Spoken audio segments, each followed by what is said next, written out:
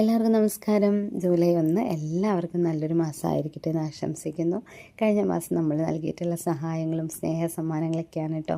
അപ്പോൾ കൂടെ നിന്ന് സഹകരിച്ച ഓരോരുത്തരോടും എത്ര നന്ദി പറഞ്ഞാലും തീരില്ല. അത്രയും സാമ്പത്തിക പ്രതിസന്ധികളിലാണ് നമ്മളെല്ലാവരും ഉള്ളത്. എല്ലാവരും, ഓരോ മനുഷ്യരും. അപ്പോൾ ആ ഒരു ഘട്ടത്തിലും നമ്മുടെ രോഗികളെയും നമ്മുടെ മക്കളെയും നമ്മുടെ മുന്നിലേക്ക് വരുന്ന ഓരോരോ കാര്യങ്ങൾക്കും നമ്മളെ ചേർത്ത് പിടിച്ച് മുന്നോട്ട് കൊണ്ടുപോകുന്ന എല്ലാവരോടും അകമഴിഞ്ഞ നന്ദി അറിയിക്കുകയാണ്. ഒപ്പം പ്രാർത്ഥനയും. നമ്മൾ കണ്ടതാണ് കഴിഞ്ഞ ദിവസം നമ്മുടെ മൂവാറ്റുപുഴയിൽ നഷ്ടപ്പെട്ട 4 ജീവനുകൾ അല്ലേ. ചിലപ്പോൾ ആരോടും പറയാനില്ലാത്തതുകൊണ്ടായിരിക്കാം, അല്ലെങ്കിൽ ഒരു ഫോൺ കോളിൻ്റെ അറ്റത്ത് സമാധാനത്തിൻ്റെ വാക്കുകൾ പറയാനില്ലാത്തതുകൊണ്ടായിരിക്കാം, അല്ലെങ്കിൽ നമ്മളെന്താണ് മുന്നോട്ട് എന്നുള്ള ചിന്തയായിരിക്കാം മാതാപിതാക്കളെ അങ്ങനെ ഒരു കാര്യത്തിലേക്ക് നയിച്ചത്.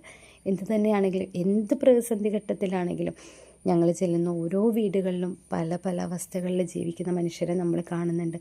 മക്കളെ ഓർത്ത് വേദനിക്കുന്നവർ, ഇനി ജീവിതത്തിൽ എന്തെന്ന് ചിന്തിക്കുന്നവർ, ഇനി എങ്ങനെ മുന്നോട്ട് പോകണമെന്നറിയാത്തവർ, അങ്ങനെ ഓരോ കാര്യങ്ങളിലും നമ്മളെ വിളിക്കുകയും നമ്മളോട് ഒരാളെ കേൾക്കാനുണ്ടെങ്കിൽ തന്നെ നമ്മുടെ പ്രശ്നങ്ങളെ പകുതി പരിഹരിക്കാൻ പറ്റും എന്നുള്ളതാണ്.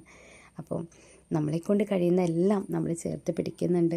നമ്മൾ പിടിച്ചിട്ടുള്ള കൈകളെ ഒരിക്കലും വേറൊരു രീതിയിലേക്ക് പോകാതിരിക്കാൻ നമ്മൾ ശ്രമിക്കുന്നുണ്ട്. കൂടെ നിന്ന് സഹകരിക്കുന്ന എല്ലാ നന്മകളും എന്നും ഉണ്ടാവട്ടെ. ഈ മാസവും നമുക്ക് വീൽ ചെയർ അപേക്ഷകളുണ്ട്. അതേപോലെ റെക്സിൻ ബെഡ് ഒരു 5 വേണം.